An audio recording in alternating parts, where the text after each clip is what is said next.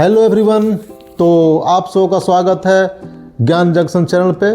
तो आज की क्लास हम लोग स्टार्ट करेंगे एक्सरसाइज 2.1 से। पिछला क्लास में हम लोगों ने बहुपद चैप्टर का थ्योरी पार्ट को समझ लिया था और उससे रिलेटेड जो भी इंफॉर्मेशन, जो भी जानकारी थी उसको हम लोगों ने समझ लिया था।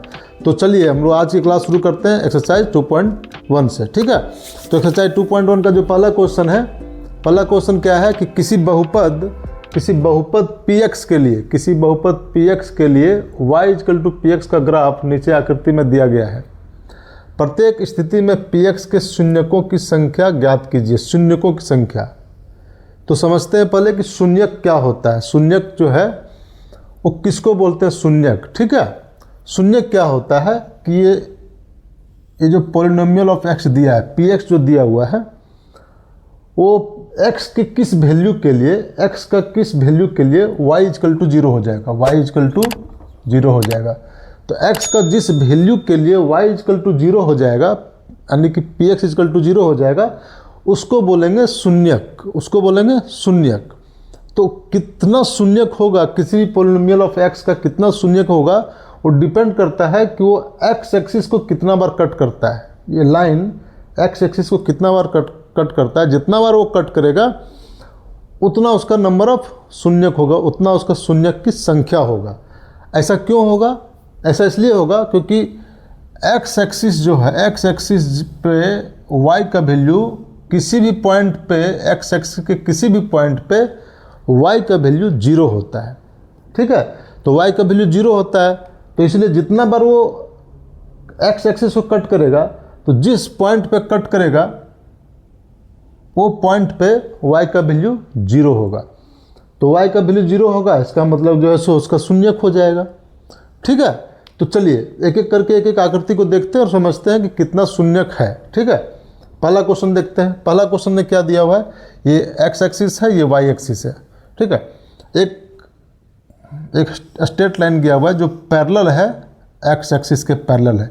तो अगर कोई लाइन अगर पैरेलल है, उसके पैरेलल जा रहा है, तो ये कभी भी कट नहीं करेगा x एक्सिस को। तो अगर ये कभी भी नहीं कट करेगा तो इसका मतलब शून्य की संख्या कितना होगा? 0 होगा। शून्य की संख्या कितना होगा? 0, क्योंकि कभी ये x एक्सिस को कट ही नहीं करेगा। और x एक्सिस को कट नहीं करेगा, इसका मतलब y का वैल्यू 0 नहीं होगा। ठीक है, तो पहला का आंसर क्या होगा? 0, क्योंकि x एक्सिस पे किसी भी पॉइंट पे नहीं कट रहा है, x एक्सिस पे। ठीक है, पहला। दूसरा को देखते हैं। देखिए दूसरा में ये लाइन जा रहा है, x एक्सिस को कितनी बार काट रहा है? एक बार काट रहा है। यहाँ पे x एक्सिस को एक बार काट रहा है, तो एक बार काट रहा है तो शून्य का संख्या कितना हो जाएगा? 1 हो जाएगा, क्योंकि एक ही ऐसा पॉइंट है जहाँ पे y का वैल्यू, px का वैल्यू 0 होगा। ठीक है, तो इसलिए शून्य की संख्या हो जाएगा 1। ठीक है, सेम में थर्ड को देखते हैं। थर्ड में x एक्सिस को कितना बार काट रहा है? एक यहाँ काट रहा है, और कहाँ काट रहा है? एक यहाँ काट रहा है, एक यहाँ काट रहा है। 3 पॉइंट पे x एक्सिस को कट कर रहा है, यानी 3 पॉइंट पे px का वैल्यू 0 होगा। तो यानी कि इसका शून्य का संख्या कितना हो जाएगा? 3 हो जाएगा। तो इसका शून्य का संख्या हो जाएगा 3। ठीक है, चौथा आकृति पे आते हैं। फोर्थ में क्या दिया? देखिए फोर्थ में दिया है एक x एक्सिस यहाँ पे कट रहा है, एक x एक्सिस को यहाँ पे काट रहा है, 2 जगह काट रहा है। तो 2 जगह काट रहा है, तो उसका शून्य का संख्या कितना हो जाएगा? 2 हो जाएगा। समझ रहे हैं?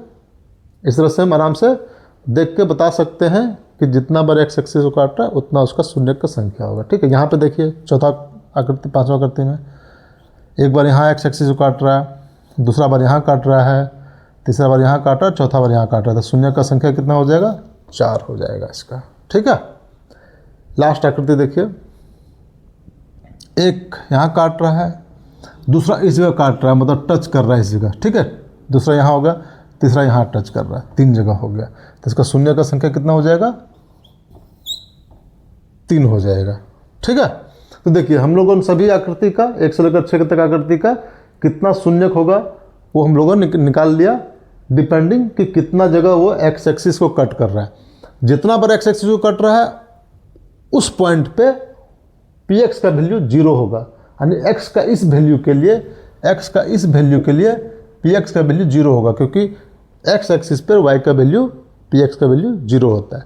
तो उम्मीद करते हैं कि आप इस क्वेश्चन को समझ गए होंगे। तो इस एक्सरसाइज 2.1 में एक ही यही क्वेश्चन है।